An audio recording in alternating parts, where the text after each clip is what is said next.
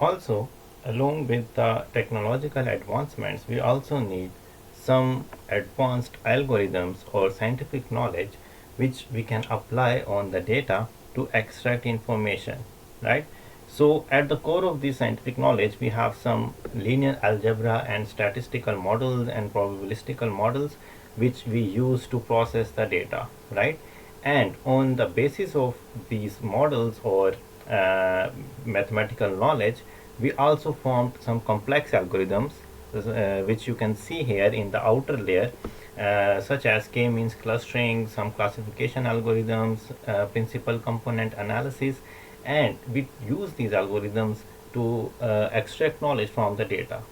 Also, on the outer part, you can see that we have some domains such as deep learning domain, active learning, and online learning, and all these domains have more complex and advanced algorithms, right?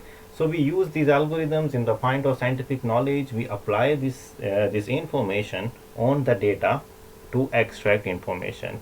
And when we apply this knowledge with the help of different technological advancements on the data itself, we use it in different various types of applications, right? So data science has numerous applications, both in artificial intelligence and also on the statistical side. So it is being used in blockchain, it is being used in AI systems, it is also being used in natural language processing, and there are a number of tasks and tools which are being developed through data science techniques, and that help us to analyze different forms of data, right? So it is also being used in image processing. We are also using it for fraud detection, and in the field of internet of things, there are numerous applications which are built on the basis of all this information. So let's talk about the connection of data science with the business intelligence. So as I have said earlier, that data science has a major link with the business intelligence, with the evolution of business intelligence. So let's have a look initially that what is business intelligence. The term business intelligence or BI refers to technologies, applications, and practices for the collection, integration, analysis, and presentation of business information, right? So here we are talking specifically about the business information and its application. So we are talking about the technologies and applications which are used to collect, integrate, and analyze the data which is related to a specific business domain. The purpose of business intelligence is to support better business decision making. So the ultimate target of using BI in different business processes is that we want to create, or we want to have intelligent decision making process, right? Because as you know, that the success of each business is highly dependent on the decisions which you are making on daily basis. And if you are making some informed decisions based on some intelligence through business intelligence, then there is a much higher probability that your decisions will help in making the businesses better. So here is a table in which you can see that what add-ons are being added by the data science field in the business intelligence. So in business intelligence, initially we had some structured data, which mostly comes from the relational databases or RDBMS. So these are the simple data sets. But with the addition of data science, we are now talking about the unstructured data as well, right? We are not talking about the tables or the tabular data or structured data. Now we are also talking about the images, videos, audio files or log files or some numerical data, and we can also use some tweets, some Facebook or social media information in order to process or generate insights from them. So now with the addition of data science, we are able to process much more complex data and also in different formats. The tools which were initially available to process the structured data were mostly the statistical models or the probabilistical models, and we were using some data visualization in order to understand the underlying structured data. But with the addition of data science, now we have much more complex algorithms related to the machine learning or deep learning domain. So we are using different algorithms from machine learning domain in order to process the unstructured data as well, so that we can have much more understanding of different formats of the data, right?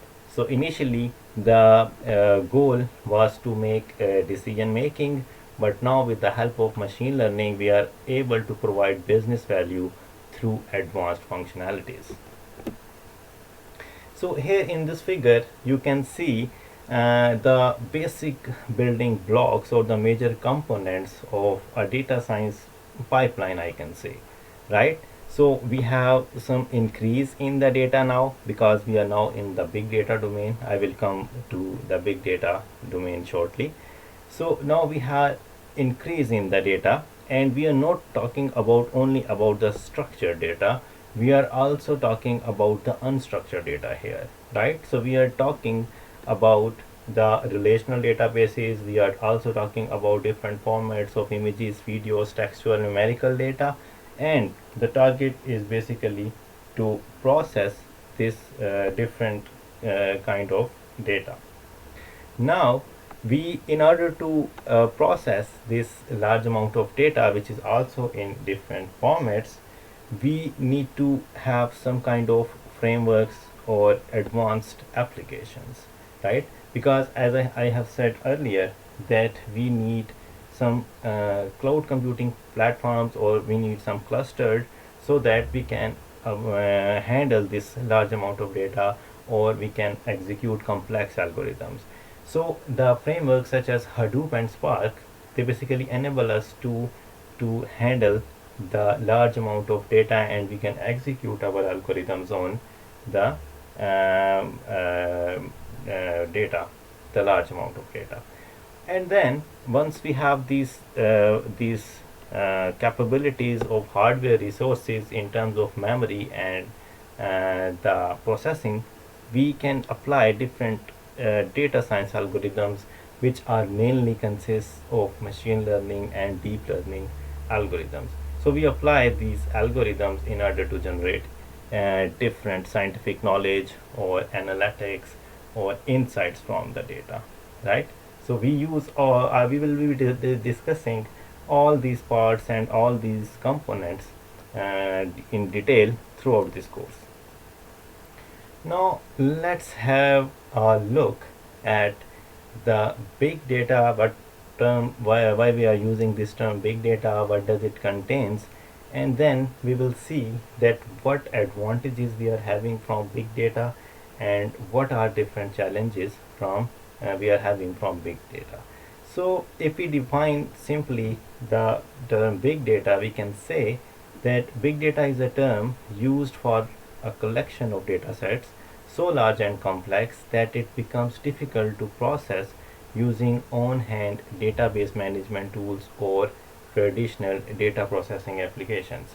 So we can say that in big data we have huge data sets, which is a collection of different data sets, and since it's a collection of data sets, it is so large and complex that we cannot use traditional data processing or data handling mechanisms, right? Because traditional data handling mechanisms are basically are not capable to handle large amount and large volume of data. That's why we need to use some advanced technological advancements both in handling and the processing of the data.